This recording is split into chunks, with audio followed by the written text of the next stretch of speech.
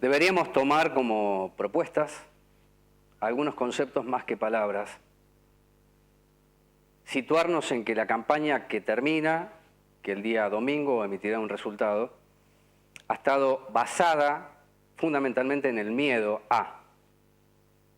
Y el miedo, no por una cuestión psicológica, actúa como un mecanismo de opresión y no se inmoviliza. Voy a utilizar una palabra diferente a parálisis.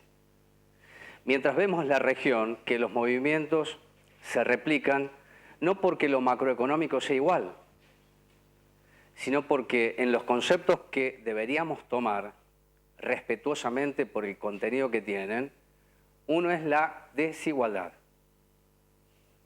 ¿Qué es la desigualdad que contiene la misma?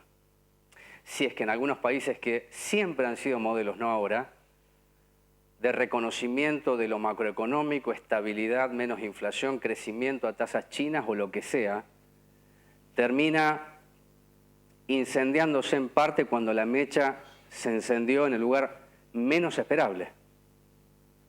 Podría hacer una editorial sobre Ecuador, dando algunos aspectos del mismo, o de Perú, o de Chile, pero la elección es en Argentina. Escuché por estas horas que menos mal que hay elección. Yo digo que pase la elección y si nos atrevemos a salir de la inmovilidad, si nos preguntamos qué queremos ser definitivamente, y escuchar con atención cuando se dice no es tan mal que ganen los que siempre ganan, sino que ayuden un poco. No, que los que ganan hay que preguntarse por qué son tan ricos y por qué una parte de la población es tan pobre. Revertir esa ecuación. ¿Qué hace que sea pobre un país que nos enseñaron de chiquitos que podía alimentar no sé cuántas personas en el mundo, 400 millones de personas? Hasta eso tiene un aspecto de falsedad porque ya el país que era hace 50 años no lo es. Y entonces lo que consumimos nos va consumiendo de a poco y no es una cuestión naturista, sino de sistema y de modelo. Por ahí, para salir de la inmovilidad, deberíamos preguntarnos qué riqueza es la que tiene la Argentina y cómo se explota la misma. ¿Qué se hace con un país macroencefálico en donde Córdoba, Rosario, Buenos Aires con el conurbano se van uniendo cada vez más porque la expulsión del interior, como suele llamarse y denominarse, viene hacia aquí como si esto fuera la Meca? Y entonces tenemos que mirar los resultados estadísticos del INDEX y la pobreza es más amplia que antes y la indigencia crece. La propuesta de hoy no es electoral, porque el domingo habrá un resultado, se trabajará en el canal, haremos lo que cada 2 años hacemos. La de hoy, antes de la elección, es entender un concepto, o por lo menos acercarnos al mismo, que contiene lo popular. ¿Qué es una educación popular? ¿Qué es una economía popular? ¿Y qué es un reclamo popular de los trabajadores municipales? Que así como en el comienzo de la gestión Festa se encontró el intendente con un reclamo, termina la gestión Festa y se encuentra con el mismo reclamo, no es diferente. Lo cual obliga a preguntarse qué pasó en todo este tiempo para que no haya demasiada diferencia entre aquel reclamo legítimo y este, que es también legítimo. Y lo que se viene después de la elección, ¿cómo llegamos al 10 de diciembre? ¿Cuánto los mercados van a jugar como si fueran entelequias? En realidad son grupos económicos que siempre operan, siempre, en mayor o menor medida, y después se legitiman con políticas que pueden ser más o menos populares. De allí que la propuesta para ustedes es entender que la inmovilidad no es natural a nosotros. Nosotros nacemos todos con cierta libertad. Entonces hay que caminar hacia allí y no pensar en lo inmediato o en el corto plazo, porque para eso la estructura nos gana y nos aplasta. Lo que no está capacitada la estructura es si nosotros caminamos a mediano y largo plazo con microestructuras que sean pequeñas, pequeñísimas revoluciones. Me parece que esa es una propuesta porque el mundo es muy global. Y si en este mundo global entran otros mundos, por ahí nos vamos a encontrar más en la unidad de la acción que en la propuesta discursiva. Presentación del programa, venimos.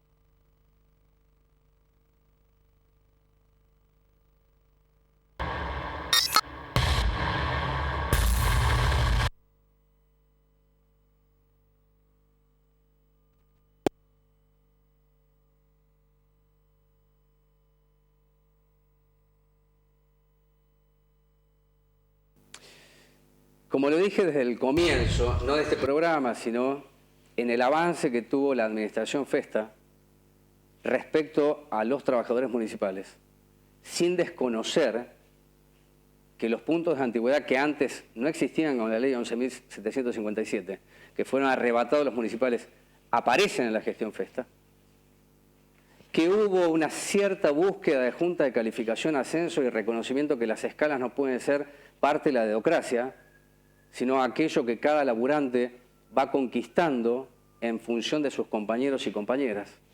Es decir, darle carrera a lo que en algún momento se perdió. Dije que el modelo económico, que en el comienzo de la gestión Festa estuvo en manos de una parte del equipo de Axel Kicillof, y que luego vino Mauro Thanos para darle más economía y menos hacienda, tenía en sí mismo un ajuste. ¿Producto de qué? De lo que dijo Festa del comienzo. La plata que tengo no me alcanza para soportar una estructura pública que necesariamente le debe pedir a Macri y a Vidal. Lo dijo siempre Festa. Y como Macri y Vidal no me da, tengo que encontrar la fórmula de esquema que me permita recaudar a través de las tasas el monto o la masa salarial que me independice de la dependencia. Y sí lo logró. Lo logró a un costo altísimo. Cada año los laburantes fueron perdiendo poder adquisitivo. Por eso lo dije al comienzo y al final, que fue un ajuste. El logro económico y político de Festa es decir, yo me voy y el próximo, que asume en diciembre, tendrá los recursos para pagar esto. Muy bien. En esta paritaria 2019 se firmó en mayo 2 tramos. Uno que se pagó en junio. Y el otro se paga en enero, correspondiente a los haberes de diciembre. Entonces aparece esto que se llama Ley de Responsabilidad Fiscal, que lo voy a aclarar rápidamente. No solamente es lo que le pedía Vidal y le ofrecía a los municipios, no es obligatorio, algunos adhirieron, que para el esquema de Festa era fundamental. ¿Saben por qué? Porque el giro en descubierto lo banca la provincia por esta Ley de Responsabilidad Fiscal. Si no, no podrían cobrar los municipales el 10. Esto me lo dijo el secretario de Economía. Cheques diferidos por la Ley de Responsabilidad Fiscal. Y así algunos temas que hacen a lo instrumental y técnico. Pero llegamos a este momento en donde los municipales, a través de las entidades gremiales que forman parte de la mesa paritaria que antes no existía, le dicen a Festa, bueno, adelante, intendente, los 12, el 12% de enero para los meses de noviembre y diciembre. Y se firmó un acta. Y el acta, lo dije en este programa, hay una cláusula donde claramente se señala que si el Tribunal de Cuentas no autoriza este 15%, que es 7,5 más 7,5, queda sin efecto el acuerdo. Y termino para darle la palabra a Luis Ibáñez, que hoy estuvieron en La Plata. Y ATE radicalizó la propuesta legítimamente y hay un cuestionamiento del municipio que dice, si tapan las ventanillas no pagamos el día 10 de noviembre. Que esa Ley de Responsabilidad Fiscal y lo que se firmó, si Festa dice mañana no me importa, termina el mandato y después el Tribunal de Cuentas le puede hacer un cargo a él y a todo el equipo económico. Exacto. ¿Se entiende? No es que no existe voluntad económica, sino que se va a Festa y después con un cargo que hace el Tribunal de Cuentas puede derivar en otro nivel que no sea administrativo. Luis, gracias por estar aquí, secretario de Finanzas de ATE. Una semana movida, pero diría que los últimos 60 días. 60 días. Un poquito más, tal vez. Un poco más. Estamos en paro, movilización, negociación, mesa, no mesa. Yo creo que la mesa no tiene patas. Decime cuáles son para vos. Sí, nosotros estas patas. en realidad quería mencionar algo. Hoy estuvimos de paro, hoy finaliza las 24 horas, el paro por 48 horas que las 4 entidades gremiales hemos largado ayer, anteayer, después de que no tuvimos respuesta de parte del Poder Ejecutivo, ¿no? Acerca de la aceptación o no que vienen postergando, dilatando la respuesta, porque obviamente lo que planteás vos es correcto, no hay dinero, precisan recaudar, pero los trabajadores lo que están es un poco hartos. Estamos todos muy cansados. Es que en los 4 años de Festa fue muy fueron trabajando desgastante, al compás de totalmente. Lo que proponía el Ejecutivo. Entendemos totalmente el contexto económico provincial, contexto económico nacional, pero ese contexto económico nos condiciona la vida todos los días. Las tarifas también nos impactan a nosotros. El precio del transporte, que en 2015 estaba el mínimo estaba a 3 pesos y está a 18 pesos. La luz que estaba a 300 pesos y la terminás pagando 1.500 pesos. Esto afecta a la vida de los trabajadores. Por eso no firmamos la paritaria. Nosotros... De mayo. De mayo. Nosotros ahora arrancamos el 14 de agosto, después de la devaluación de la moneda nacional que permite Macri, el día 12 de agosto, que impacta necesariamente sobre los alimentos, sobre el precio de la gasolina, de todo, ¿no? Sí. Entonces, ahí comenzamos nuevamente a pedir por anticipada la revisión de la cláusula de revisión. Sí, y en eso coincidieron, UPCN no sé quién habla, pero sí conozco quién es la asociación sindical, ATE y el sindicato municipal. Me gustaría escuchar la palabra de Cosme, que busqué la nota con Cosme y no puede hablar Cosme. No sé por qué, porque además de ser el secretario general del sindicato, es concejal. Y mañana hay una sesión extraordinaria y después le voy a contar qué puede hacer el Consejo Deliberante que homologó el pacto de responsabilidad fiscal y ahora puede hacer un poco de circo y decir, no estuve bien, Sí. no estuve bien. Acá el tema es la plata. De nuevo, como siempre, apareció el problema de la plata no tengo. Ahora menos porque está recaudando menos el municipio. Sí, aparte, claro, Menos. entendemos perfectamente ¿No? cómo es el contexto, pero nosotros, los trabajadores, necesitamos este aumento. No hay ninguna duda de eso. ¿Entendés? Yo nunca tuve duda de que tenían que pedir lo que nos plantea Festa o Mauro Tanos en la mesa paritaria, de que somos responsables de que las cajas no recauden porque nosotros podemos llegar a obstruir el ingreso del público o de los contribuyentes, eso es falso, porque el mes pasado no habíamos obstruido el ingreso a la municipalidad Sí. y terminamos cobrando el 12. Veníamos de cobrar el último día de cada mes. Ahora estábamos cobrando el 10 o el 11 de cada mes. Entonces, si nos va a ser responsable a nosotros, porque los grandes contribuyentes no paguen la tasa de seguridad e higiene o los impuestos que les correspondieren, nosotros también nos preguntamos por qué el intendente Festa permitió el ingreso en estos últimos 6 meses de 430 o 450 personas a la planta municipal. ¿Por qué pasó a planta permanente? ¿430 más?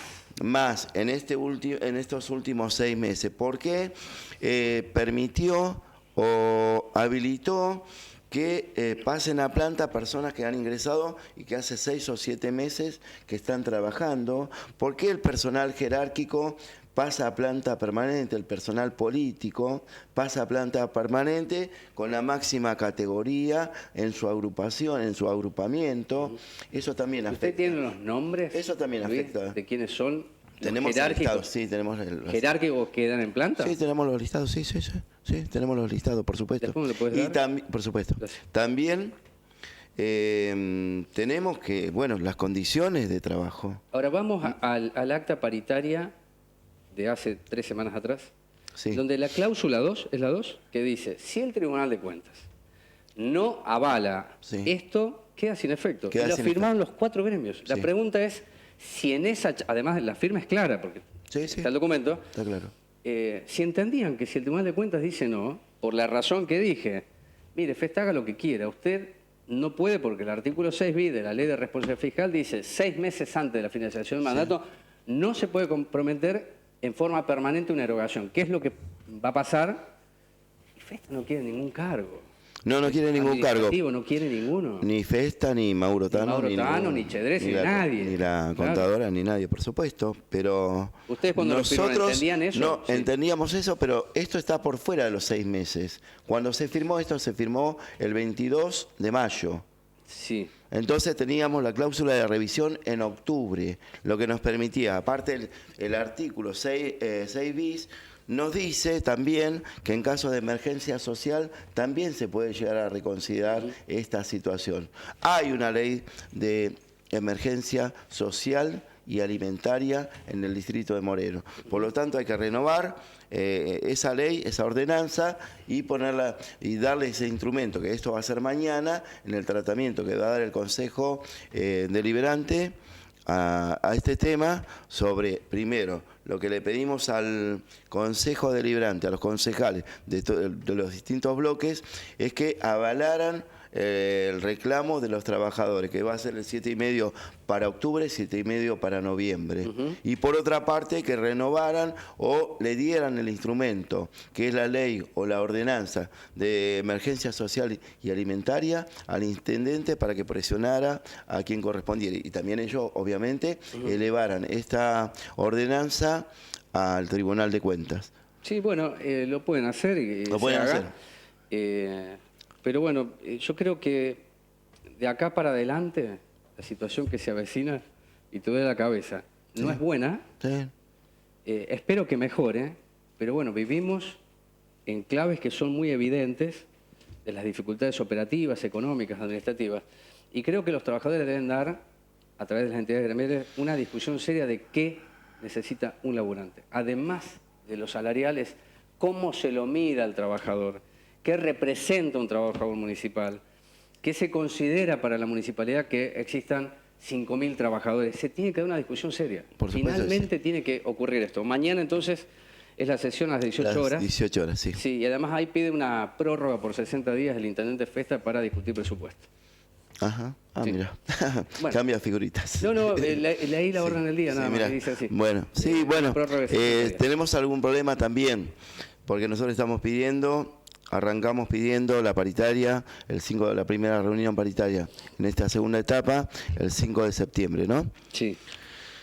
Habiendo tenido esta devaluación de la moneda nacional, ahora el lunes probablemente haya una nueva devaluación. Por lo tanto, vamos a quedar totalmente atrasados respecto a los niveles de inflación que va a tener los productos de la canasta básica, fundamentalmente, ¿no? Hay algo donde que impacta con mucha fuerza la inflación. Hay algo importante para echar en dos preguntas finales con Luis, que estuvo en La Plata. Primero contame en La Plata, ¿cómo le fue? Bueno. Brevemente. Sí, un segundo. Y gracias por permitirme pasar este aviso que nos parece importante. Venían teniendo los trabajadores de la educación descuentos por días de paro. El otro día, la vez pasada, compañeros que fueron hasta en Recursos Humanos de La Plata, lo que plantean y en la reunión es que ahí ven en la página, en el informe, en los registros que tiene la Dirección General de Escuela, en el área de Recursos Humanos, que todos los paros que se han hecho desde 2015 hasta la fecha van a ser descontados. Hay compañeros que tienen 49 paros. Entonces se comenzaron a haber descuentos, hay compañeros que le han afectado los ingresos en 6.000 pesos, en 8.000 pesos, hasta 11.000 pesos a un compañero. Fuimos para allá y bueno, pudimos hablar con las autoridades y pudimos resolver positivamente. Se va a reintegrar el mes de octubre, perdón, de septiembre. En octubre, para noviembre ya no habría descuentos y ya cesarían los descuentos por paro a partir del mes de noviembre. Nos parece que es un logro que nos interesa manifestarlo porque la verdad que este último tiempo los trabajadores hemos tenido poco, porque en realidad no es un logro, es una violación del derecho constitucional al paro, lo que estaba haciendo Vidal, ¿no? La última, imaginemos un escenario que no es el propicio para ustedes, se vota mañana en el Consejo Deliberante y Festa dice no tengo el dinero. ¿Sí? ¿Qué hacen? Y aclaro, esta radicalización a protesta legítima la hizo ATE. Sí. No los otros gremios, lo aclaro. Sí. Para entender, si los otros gremios no se expresan, queda focalizado el problema en ATE. Y si es algo que el sistema aprende es a dividir a los que en teoría deberían estar unidos. Lo aprendió y todavía nosotros no entendemos esa lección. Pero, ¿qué pasa en un escenario así? Y mira, nosotros el lunes a la mañana, igual tenemos que consultarlo en la Asamblea. Sí. Todo lo que hacemos lo consultamos en la Asamblea. Sí. ¿No? Que nos parece la forma más legítima y democrática que tienen los trabajadores para poder expresarse. Lunes a la mañana seguramente esta va a ser una propuesta de ATE. Saliendo mañana, esta noche del paro, mañana es asueto, por lo tanto mañana vamos a movilizar al Consejo Deliberante. Saliendo del Consejo Deliberante seguramente nos reuniremos en la Asamblea y plantearemos cuáles serían las acciones para la semana siguiente. Bien. Eso en principio. Entendemos que vamos a continuar con la medida de fuerza hasta tanto no se expida el Tribunal de Cuentas. Gracias por estar aquí, Luis. Gracias a ustedes. Descansar. Si sale esto del 7,5, les aclaro a los municipales que ese 7,5 no va a incrementarse al 7,5 posterior, y está descrito en la cláusula. ¿Ok? Están separados, 7,5 y 7,5 sobre la base que tiene hoy el municipal, sobre el básico de hoy. Lo segundo, en discusiones paritarias siempre se habló de cláusula gatillo por momento y después dijo revisión, no se cumplió nunca, nunca. Entonces hay que darle mayor volumen a lo que es una discusión paritaria porque aun cuando el compromiso, y lo hace un gobierno municipal, provincial y nacional, se cagan en ese punto porque dice después no me alcanza. No es garantía que se diga vamos a revisar en octubre porque ya pasó en Moreno y no se cumplió. No se cumplió. Y si llegase a ocurrir esto de que toma la decisión Festa de dar el 7,5%, pagará el 11%, lo que tiene que pagar hoy, y el 7,5% después. No dan los números porque ¿sabe qué? Con la devaluación lo que se viene, el contribuyente no paga la tasa, tiene otras prioridades. Y esto también se dijo históricamente. Bueno, lo histórico está pasando. El futuro no sé cómo será, pero el presente es este. Pausa y venimos.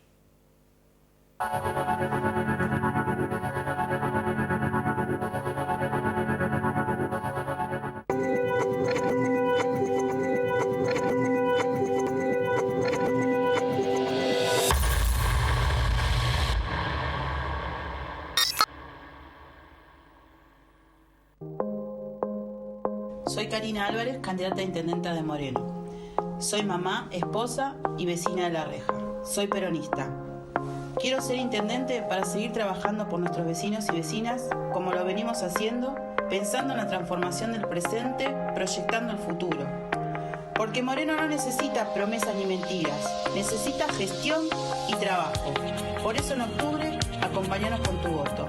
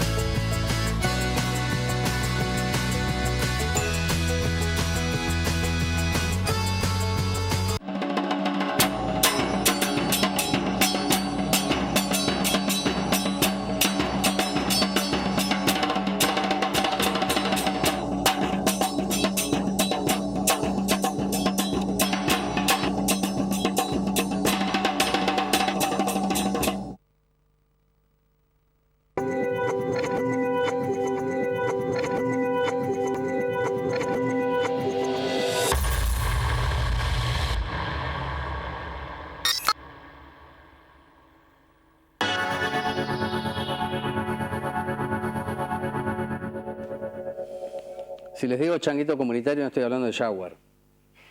No estoy hablando de eso. Estoy diciéndoles que en este terreno de la enseñanza, que a veces sirve y a veces no es muy productiva, se refleja que las crisis nos enseñan algo. Cuando vi las imágenes y tomé contacto un poco con la información, más que enseñarnos algo, digo, es recordar que hubo otro momento, que otra forma de vivir que no ha sido la ideal, pero tal vez nos ubica en tiempo y espacio y sobre todo en territorios. Vivimos en un planeta y en un mundo donde el sistema capitalista nos exige correr mucho más para alcanzar cierto nivel de éxito y confort. Y perdemos de vista que se nos va la vida corriendo. Y si nos detenemos un segundo y nos preguntamos no lo que comemos, sino lo que deberíamos alimentarnos, es más interesante el asunto. Porque tenemos que bajar la velocidad y tenemos que mirarnos de que no todo pasa por ahí, que es el consumo, sino relaciones más vinculares, comunitarias. De ahí que el changuito tiene una simbología interesante que le voy a charlar con Matías, con Graciela y con Ariadna. Me acordé de todos los nombres. Bueno, gracias por estar aquí, chicos. Gracias. Bueno, mientras tanto vamos a ver imágenes, Martín, de qué es esto. ¿De qué es esto? Ahí van las imágenes. ¿Qué es changuito comunitario? Bueno, el changuito comunitario es una experiencia que tiene 3 años acá en Moreno de consumo organizado.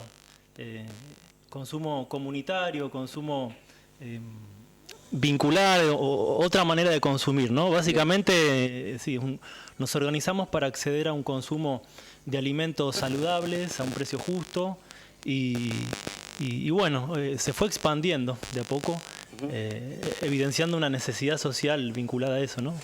Esta expansión, le voy a preguntar a la compañera aquí, ¿a qué crees vos que se debe? ¿A que no hay dinero para comprar lo que venden los hipermayoristas y supermercados?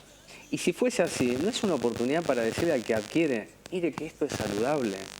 Y comprender que hasta es una forma de nuevo hábito que tiene que ver con la salud más que el consumo, con el mejor vivir.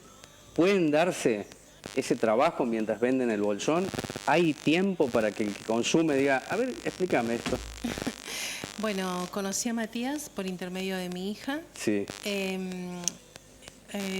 Yo creo que el involucrarme con el changuito fue por un tema de salud, principalmente atravesando un cáncer en el 2017.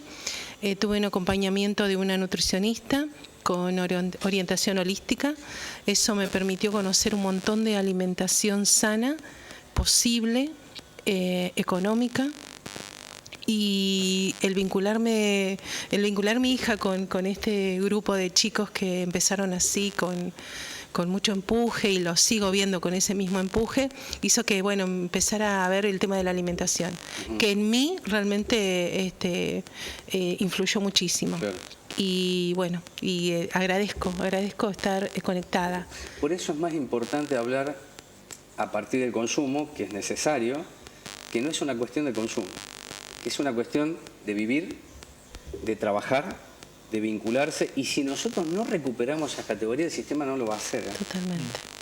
Entonces, hablemos un poco, Ariadna, de cómo, yo no diría que sí venden, pero la comercialización, cómo la podemos transformar en otra categoría, en otro concepto, ¿no?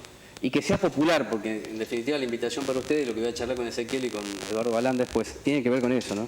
Claro, bueno, me parece que en principio es una nueva forma no solo de buscar alimentarse mejor, que es algo que hay una tendencia de un grupo de la sociedad que lo está buscando y a veces es difícil encontrar dónde encontrar los productos que uno busca.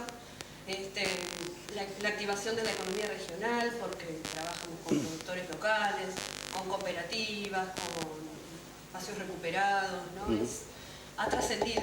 ¿Con qué cooperativas? Por ejemplo, Mati está más informado. Cooperativa Cuchillaco. Cuchillaco es una cooperativa de La Rioja, de un grupo de ex morenenses que se fueron a vivir allá a La Rioja y están realizando un proyecto donde producen nueces agroecológicas, aceitunas, vinos, aceite de oliva. Después trabajamos con una comercializadora de cooperativas que es Alimentos Cooperativos. Entonces ellos son una distribuidora de distintas cooperativas de todo el país. Con las cooperativas de yerba como Titraijú, como Grapia Milenaria. Miren, existen cooperativas, ¿eh? Muchísimas. Sí. No sé si se dieron cuenta que existen cooperativas, ¿no? No es solamente el hipermercado, por eso es un juego que estoy haciendo, que hay alternativas. Claro. Solamente hay que visualizarlas y preguntarse por qué existen las alternativas. Y organizarse. Y organizarse y saber que es un cambio de paradigma en todo, ¿no? Es una experiencia nueva, no es algo terminado, ¿no? Es una experiencia que estamos vivenciando todos, tratando de que sea lo más horizontal posible, lo más comunitario posible. Y respecto a lo que preguntaba si hay tiempo de charlar, me parece que hacemos mucho énfasis en eso. Hacemos entregas en distintos nodos, en distintos puntos de Moreno, que hemos sido inicialmente los que íbamos a buscar los productos, ¿no? Y después nos fuimos involucrando. Así que esto ha sido como... Se viene dando de una forma muy espontánea, nada premeditado, ¿no? Y los precios, ¿no? Porque también les quiero decir que todo lo que es alternativo, depende a dónde uno va, es más caro. Sí, totalmente. ¿No? Sí. De ahí que la importancia de discutir con ustedes lo popular. Sí, en este caso no se produce eso de que los precios sean mayores porque también se reduce la intermediación, ¿no?, entre el productor y el consumidor. En este caso es mucho más corta esa cadena, que es lo que muchas veces termina encareciendo el producto. Final, sí. Además de la especulación, la inflación Nosotros, por ejemplo, trabajamos con bolsones de verdura agroecológica de productores acá locales de Moreno. Ahí veíamos imágenes de Rodolfo, que es uno de los productores de verduras de Francisco Álvarez, es santiagueño y con su familia trabaja ahí y vive de la producción de verduras. Y el precio de nuestro bolsón agroecológico es muy económico. Lo comparamos con algunos que vemos en dietéticas o en almacenes así orgánicos y es la mitad, por ejemplo. Y se le paga un precio justo al productor, que ese es un concepto central, ¿no? El precio justo para el trabajo digno del productor en la tierra y el consumidor también paga un precio justo y bueno, y que lo vale, ¿no? por el producto. Claro, y fíjate que en esta charla estamos teniendo, que es fantástica, no estamos hablando de ganancias, precio justo. No sé, para el que está produciendo y precio justo para el que necesita adquirir algo que es saludable. También yo creo que es una corriente política, no partidaria. Esto de mirarse, de mirarnos, de trabajar, de producir, de conectarse. Lo voy a decir Santiago del Estero y puedo decir, bueno, Córdoba y Sí, muchas también. experiencias. Es una cuestión de articular políticas de este tipo. Y además tu experiencia es muy enriquecedora. Es decir, yo no conocía, me involucré por mi hija, por Sí, Matías, totalmente. y estás acá. Sí, de hecho cuando... Estás activada, quiero decir, ¿no? Me Que es la acerco palabra que usó a la Ariadna. huerta que se formó ahí en la rotonda de Ceballos, es para colaborar con el agua, que las plantitas tengan, nos vamos rotando, todo el que pueda acercarse le brinda el agua a la plantita, porque sabemos que es parte de lo que... De esa imagen que queremos dar, que se replique en muchos lugares, que se puede hacer y no es imposible para nada. Bueno, en Moreno hubo una experiencia, no sé si todavía existe desde el INDEL, trabajando con el INTA, me parece, de utilizar algunos terrenos ociosos para la producción, ¿no? De verduras. Bueno, muchas veces se habló de que Moreno tiene mucha tierra. Bueno, si la propuesta del programa es qué es lo que nos hace ricos, tal vez no es el billete, sino el conocimiento. Totalmente. ¿No? Y entonces ahí aparece el precio justo Sí. y el comprador justo. Ojalá que se pueda desarrollar una política pública, Claro. digamos, en los años que vienen que fortalezca, ¿no? Este sector de la economía popular, social, solidaria. Y Moreno tiene esta característica que tiene mucha tierra, tiene muchos sectores rural, semirural, ¿no? Sí, Y bueno, nosotros decimos que es necesario que se destinen sectores de Moreno a la producción y no al avance inmobiliario, ¿no? O sea, ahí tiene que haber una política pública que vea lo estratégico de reservar grandes porciones de tierra para la producción popular, para los Bueno, precios esto justos. que dice Matías, no sé si ustedes van por la ruta 25, pero casi ingresando por Storni, al frente se hizo Umbrales de la Merced, me parece que es bueno, al frente de Umbrales de la Merced, que para mí es un establecimiento carcelario, de Umbrales de la Merced, pero se dice, compre su casa, no sé, con 5.000 pesos. Yo tengo que hacer esa nota porque me parece increíble. Y es un terreno gigantesco que en algún momento fue cultivo de soja y se fumigó ahí, y ahora viene a ofrecer la vivienda a precios módicos. Quiero saber cómo cuernos hacen eso. Porque tiene mucha razón Matías en decir por qué el emprendimiento inmobiliario genera tanta apetencia y el productivo no. ¿Por qué será? Y porque las líneas políticas y las políticas públicas han ido ahí y siguen siendo ahí, por Claro, supuesto. por Y lo supuesto. privado desde ya. Por desde supuesto, que es lo que el sistema en el que vivimos prioriza siempre, ¿no? El capital por encima de las necesidades del ser humano. ya. Hablando de los nodos, es decir, que mira la nota y dice yo quiero esto. Bueno, ¿Cómo lo consigo? Bueno, las redes sociales nos ayudan ubican mucho. ahora en las redes, Sí. estamos con eso en Instagram, Changuito Comunitario, Sí. en Facebook también. Y bueno, y si no, tenemos nodos espacios en distintos puntos de Moreno, en Paso del Rey, en Moreno, en la esquina del hospital, en Moreno Sur, en Álvarez, Sí. a donde cada vecino evalúa dónde le queda más cerca comunicarse. Entra un grupo de WhatsApp de ese espacio, donde también aprovechamos a conversar, informarnos, intercambiar experiencias, además de coordinar esto de los pedidos y la entrega. Una vez al mes se hace el pedido y cada 15 días el de verdura. Contame, cualquiera de los dos, ¿qué tienen estos bolsones? Y bueno, tienen acelga, remolacha, todos productos que son del momento, o sea, de productos estación, de la digamos. estación, sí. Ajá. Es, bueno, verdeo, Sí, va variando en función de la estación. La verdura. Claro. Pero después tenemos, bueno, también la miel orgánica, Sí, acá de productores de Moreno, tomate triturado, fideos, por ejemplo, a base de maíz. Tenemos hamburguesas vegetarianas, bueno, nueces, aceitunas, ¿qué más? Legumbres orgánicas, agroecológicas. La verdad que la lista es muy grande y variada. Y sí, combina estos tres sectores de productores locales, cooperativas y distribuidores, ¿no? Comerciadoras de cooperativas. Una pregunta final para los tres. ¿Esto se podría replicar en los barrios donde la necesidad es gigantesca? Totalmente. Cuando yo dije que es una corriente política, la pregunta es esta. Claro. Sí, se puede replicar totalmente en todos los lugares. Sí, de hecho pasa, en Moreno hay otras experiencias de consumos organizados, en Trujuy, en Cuartel Quinto, y sin duda que debe estar sucediendo, como decía Ariadna, que es un proceso que se está dando, esto de autogestionar también la cuestión del alimento, porque vamos tomando conciencia cada vez más de que el alimento viene contaminado, de que el modelo hegemónico no cuida nuestra salud, sino que piensa en el negocio, etcétera. Y yo creo que sí, la lógica del nodo es un poco lo que proponemos también, que se replique por todo el territorio de Moreno. Esto de organizar un grupo de vecinos, las compras comunitarias, ¿no? Nosotros ahí, por ejemplo, podemos facilitar el vínculo con estas cooperativas, con estos productores que trabajan desde la agroecología. Sí, además no hay que ir al mercado central, porque algunas personas dicen queda lejos. Bueno, no, mire, está pasando acá. Claro. Totalmente. Empecemos a ver que hay cosas que están pasando acá. Después en otro bloque van a enterarse de que están pasando cosas acá en materia de educación popular y comunitaria y que deben continuar, porque hay políticas públicas del ser Estado y otras que el Estado no las puede tomar para hacerla pública y destruirlas, que ese es el gran trabajo para hacer. Claro. Esto le pertenece al territorio, que la copien si quieren, a la matriz, pero no puede desaparecer así como está, porque es el precio, y después hablemos de la alimentación. Parece que es un buen camino. Bueno, el minuto final para vos. Termina ya.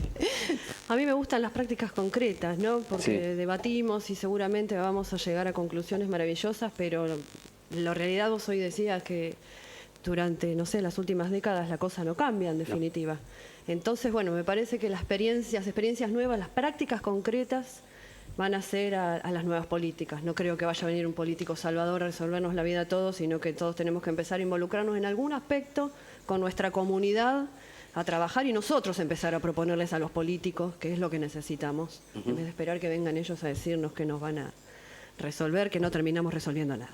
Bueno, muchas gracias por estar aquí. Muchas gracias. Un gusto verte. Igualmente. Creo que ustedes que trabajan en esto habrán visto usted también que en Moreno crecieron las verdulerías. ¿Lo vieron a eso? Sí, sí. Pero en todos lados crecen las verdulerías.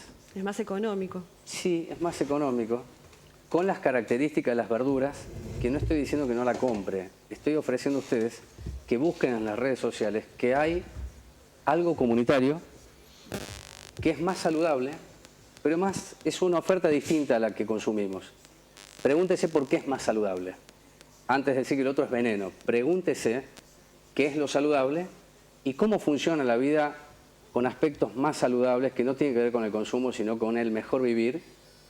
Y sobre todo algo que escuché hace 3 años atrás que me pareció muy interesante. El sistema domina la cabeza, quiere poseer el estómago. Bueno, la cabeza en algún momento nosotros podemos romper eso. Ahora el estómago, cuando nos tocan, es difícil salir de ahí. Y todo lo que es agroecología, recuperación de la tierra, comprender el valor que tiene la misma, es identidad. Y es una fuerza política que el capital no la entiende. Creo que no la entiende. Pausa, ya venimos.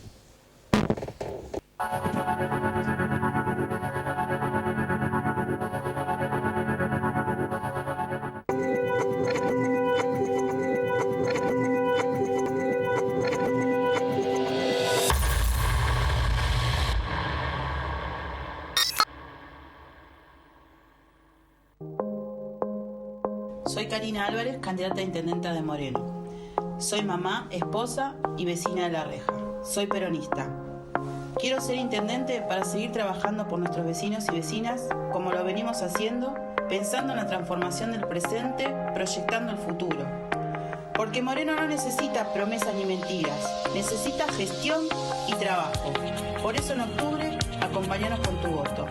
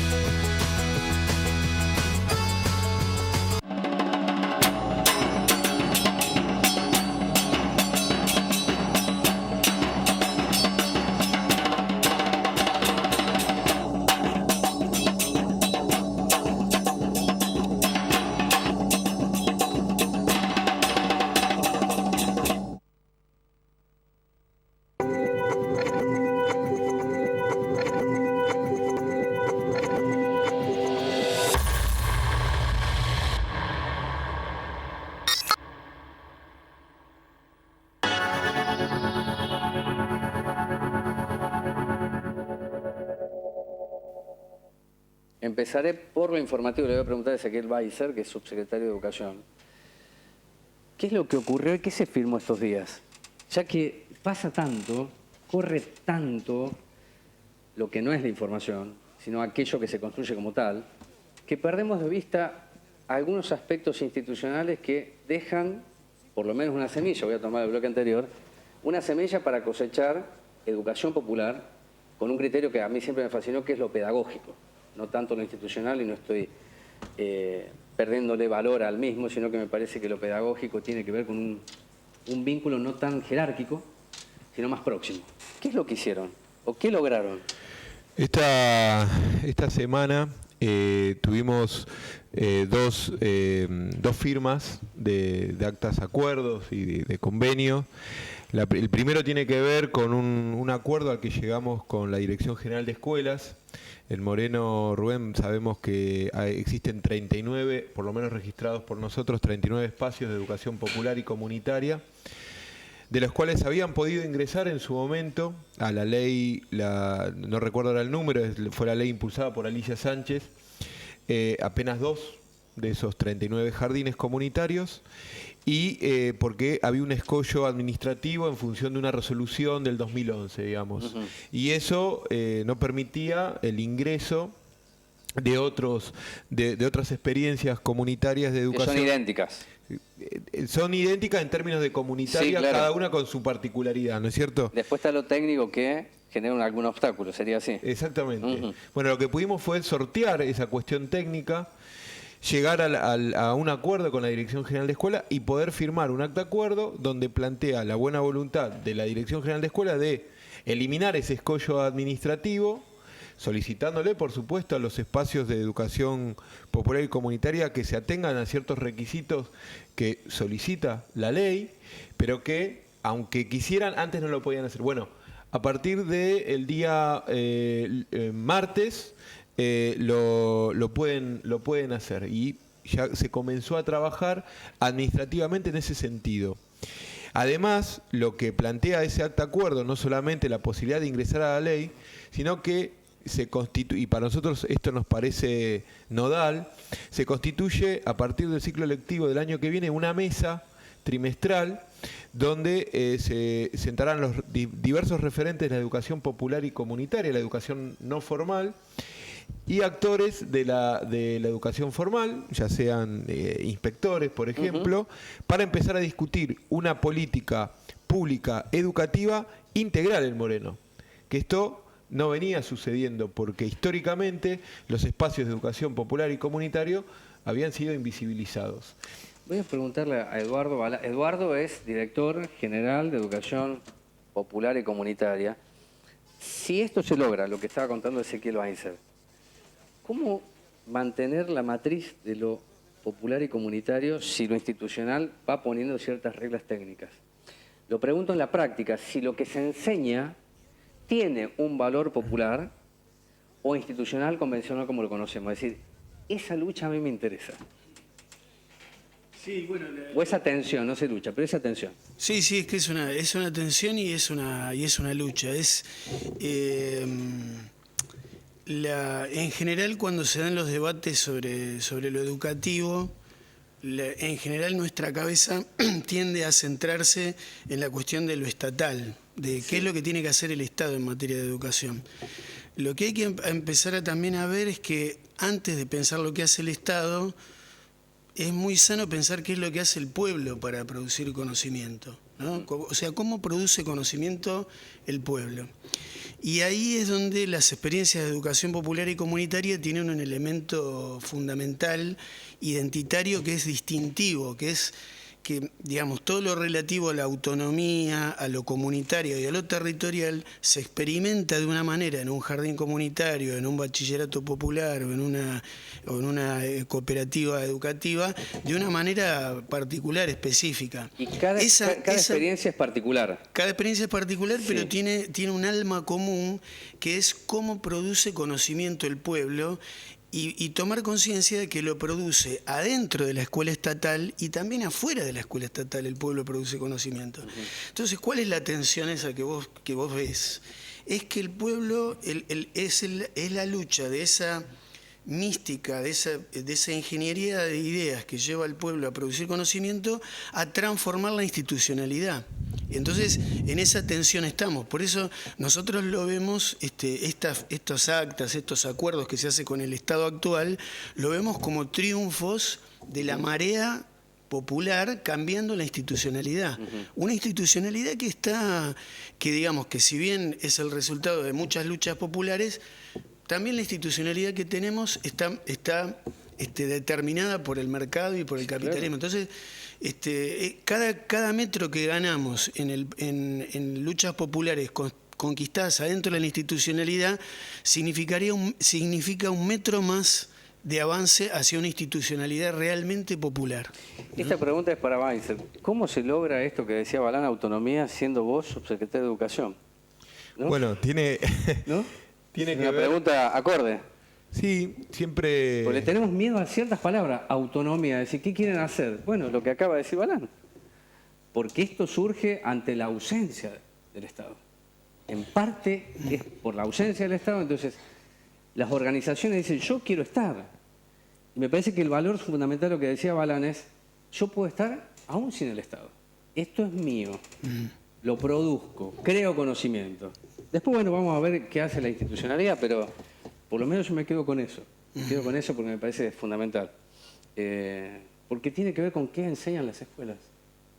¿Qué se está enseñando hace 40 años en la Argentina? Bueno, en un acto que tuvimos, un encuentro de economía social... Ahí tenemos las imágenes de un aporto. ¿Esa? No, fue anterior. Quería citar en función de lo que... sí. Ahora te comentamos sobre esto, pero en función de lo que vos planteás, sí, en un encuentro de economía social, siempre recuerdo una frase que dijo Eduardo Balán, en el sentido, dice, nosotros en las escuelas de cuartel quinto podemos tener docentes que perfectamente expliquen la historia del Imperio Romano, pero no pueden contar la historia de cuartel quinto. ¿No? Y eso me parece que tiene una centralidad de la territorialidad que debe tener la educación, que se debe producir, por supuesto, dentro de las escuelas formales, porque también puede existir, y de hecho lo hay, digo, por ejemplo, las escuelas de gestión social, ¿sí? El Creciendo Juntos, el Julio Cortázar, Pucará, digo, son experiencias que se han formalizado, pero ponen en tensión el rol de lo estatal dentro de estas experiencias que crea el pueblo. Las imágenes donde aparecía Mario Porto y demás, tiene que ver con el lanzamiento que hicimos de la Semana de la Educación Popular, festejando justamente un año de la sanción de la ordenanza que declaró el 19 de septiembre como el Día del Educador Popular y Comunitario. Ordenanza escrita, y esto también nos parece central, ordenanza escrita con el conjunto de las organizaciones. Fue escrita entre todos, fue escrita colectivamente. Que se haya creado la dirección. ¿Qué representa hoy y qué es lo que debería pasar mañana? Mañana te estoy hablando no en lo inmediato, en diciembre, ¿no? Cuando digo que hay políticas de Estado, me refiero a que aun si el Estado no está, y vos sos un artífice de crear conocimiento con tu historia, con el culebrón y demás, se puede hacer. Cuando hay convencimiento hacia dónde se quiere ir, y eso no significa que sea fácil, sino que tiene que tener mucha convicción y entereza, el pueblo avanza, siempre. La historia está llena de ejemplos de este tipo. Ahora, si un municipio institucionalmente crea una dirección, yo imagino que el próximo gobierno sostendrá la dirección. Sí, yo pienso y además por sí. el tipo de fisonomía, en el caso de ganarse Mariel Fernández, el tipo de fisonomía política e identidad que ella pretende, habla de lo popular. Habla de lo popular en un sentido amplio, integral, me parece.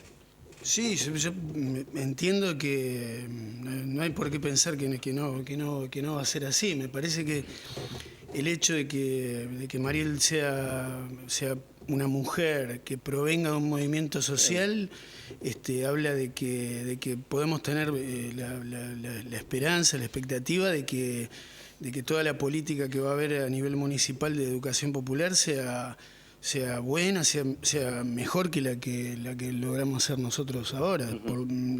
Ese es el deseo que nosotros, que en ese sentido yo tengo, que nosotros tenemos, ¿no?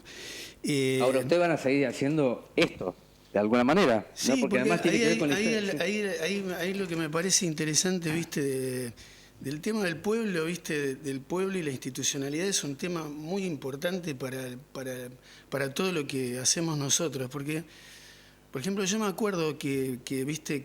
O sea, explicar la educación popular como que es la experiencia de educación que se hace donde no llega el Estado, es también una manera de verlo eso, porque en realidad, yo pregunto, Rubén, dale. ¿Quién te hizo periodista a vos? ¿El Estado o el pueblo?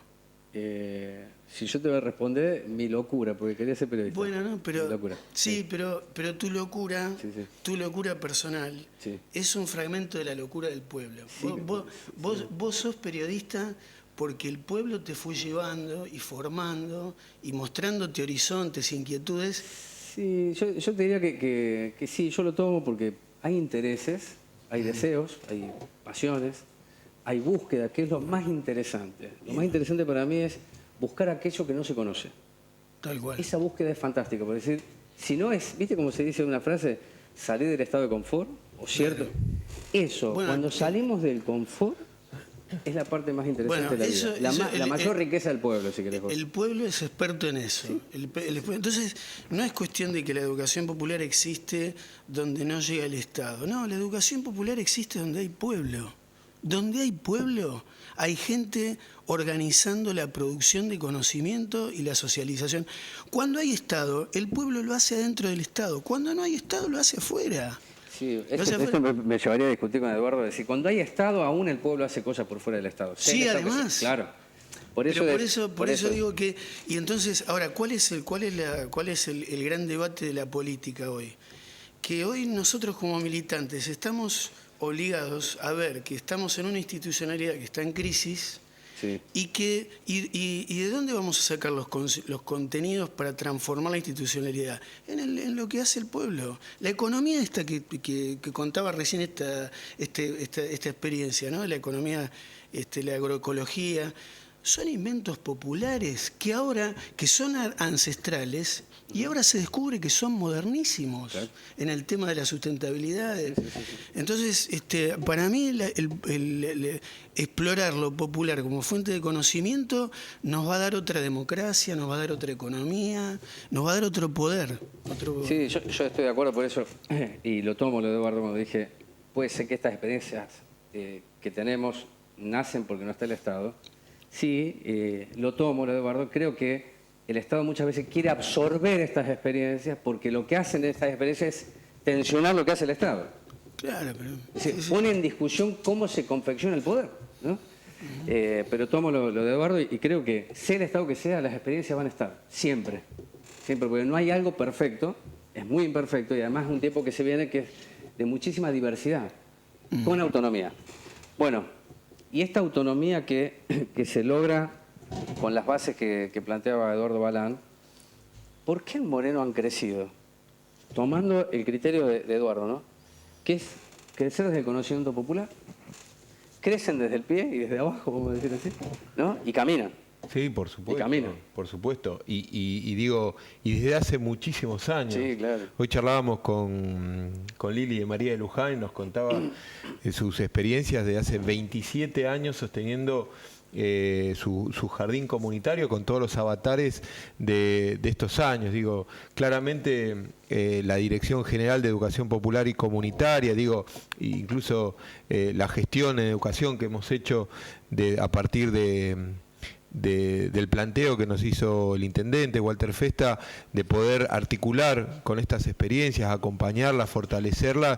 Digo, no somos fundacionales, estas experiencias vienen sosteniéndose y y como dijeron recién, digo, van a continuar aún cuando culmine nuestra gestión, y nosotros tenemos que colaborar, digamos, como parte de la actual gestión, tenemos que colaborar a que el piso se eleve de tal manera que muchos logros, muchas ampliaciones de derechos que hemos conseguido y que estamos orgullosos, digamos, en el sentido de este acta acuerdo que te comentaba. Sí. Hoy firmamos un convenio con el profesorado de educación física Linhart, porque si bien existen autonomía de estas experiencias, también existen vasos comunicantes con la educación formal. Debe ser, porque se enriquecen mutuamente, digo, y ese convenio va a prosperar aún estemos nosotros o no. E insisto, y nos parece central la Constitución que está escrita, digo, la constitución de esta mesa, donde se van a sentar los referentes de educación popular a discutir políticas educativas integrales en el distrito de Moreno. ¿Me podés definir, aunque sea en un minuto imposible, sí, pero qué serían políticas integrales discutiendo representantes, compañeros y compañeras de la educación popular con inspectores? Te doy un caso personal, sí, un ejemplo puntual. Yo soy profesor, en este momento lo tengo licenciado ese cargo, en la secundaria 60, antiguamente SB 77, al lado de la primaria 79, barrio Satélite. Sí. Bueno, ahí tenía un alumno que era terrible, ¿no? Estaba en primer año, no podía dar clase, era una cuestión, digamos, me costaba mucho. Bueno, ¿qué sucedió? Le va mal, etcétera, etcétera. Vienen a hablar conmigo, sí, referentes de una institución de educación popular, Camino Solidario, que está ahí a pocas cuadras. Y me vienen a plantear Miriam y Gastón qué pasaba con Sergio, que en Camino Solidario era un alumno excelente, pero excelente. Estaba dedicado, comprometido, y no obstante en la educación, bueno, claramente la educación formal no está, la culpa no era del estudiante, digo, la educación formal no estaba dando las respuestas que ese estudiante necesitaba, y sí lo pudo hacer la educación no formal. Ese diálogo entre la educación no formal, entre Camino Solidario, si se quiere, y la secundaria 60, hace que la trayectoria educativa de Sergio haya sido mejor, digamos, y sobre eso tenemos que caminar. La última para Eduardo. Claro, el tema es la estandarización. Porque un niño o una niña tiene potencialidades. Ahora, si ya se establece qué es lo que tiene que saber y aprender y no se alimenta la creatividad, y lo aclaro porque hoy el modelo mundial es emprendedurismo, ¿no? Claro. Y nos van a ganar porque es individualismo al extremo. Y yo quiero, y cierro el programa y lo elegí así, charlar con ellos, porque tienen conocimiento de lo que es lo popular. Y lo popular es lo contrario, aunque parezca imposible que algunos lo vean así, de la estandarización. Cuando Balán dice, lo popular crea conocimiento, es bello, y aún en situaciones territoriales que son espantosas, pero tiene que ver con esa potencialidad que es nuestra. Y eso no puede ser estandarizado. Por eso yo tengo siempre ese recelo de qué hace el Estado cuando va hacia las experiencias. Bueno, cuando las experiencias son sólidas, por más que venga el Estado que sea, la identidad no se pierde. Claro. No se pierde. Sí, sí. No, pienso que sí, es como vos decís, que se va haciendo un proceso de transformación. También por ahí capaz que alguien escucha lo que decimos nosotros, por ahí a veces lo que digo yo, y parece antiestatal. La idea no es esa, ¿no? La idea no es esa. La idea es que que la educación estatal pública es un logro impresionante, también un logro popular. También pasan cosas en las aulas de las escuelas maravillosas, muchísimas. También hay una creatividad increíble desarrollada por los trabajadores de la educación, a veces a pesar de las situaciones espantosas laborales por las que tiene que pasar y de infraestructura. O sea, porque ahí también está el pueblo produciendo conocimiento. El asunto es, yo creo que nosotros empezar a ver que digamos, la verdadera potencialidad de las transformaciones no pasa por establecer jerarquías, sino por entender que la tarea que nosotros tenemos en este momento de la historia es ver cómo toda esa transformación tiene que en ese sentido que cambiar para mejor. Porque hay una cosa que siempre charlamos con Ezequiel y con todo el equipo, ¿no? Que la institucionalidad que nosotros tenemos hoy, lamentablemente, está muy determinada por el componente competitivo. Sí. Tanto la democracia representativa como el mercado capitalista se basan en generar buenos competidores, electorales, políticos, social, pero competidores. Y el problema con competir es que yo, además de ser mejor que vos, te tengo que hacer perder a vos. Te tengo que hacer perder a vos. Entonces te tengo que entristecer, te tengo que confundir, te tengo que saber engañar. Ese es un buen competidor. ¿Qué pasa? Que el pueblo, en su vida cotidiana, no se conduce competitivamente en las cosas fundamentales. Nadie, adentro de su casa, nadie hace competir a sus hijos para ver quién come y quién no. Se comparte la vida. Se comparte. El criterio es colaborativo.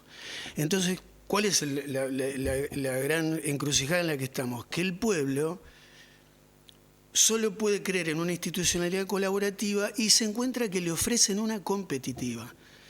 Ahora, ese proceso de transformación es en el que hoy estamos, Latinoamérica. Latinoamérica está refundando la institucionalidad estatal desde una cuestión de lo participativo, lo colaborativo. Y la educación popular es parte de esa gran transformación.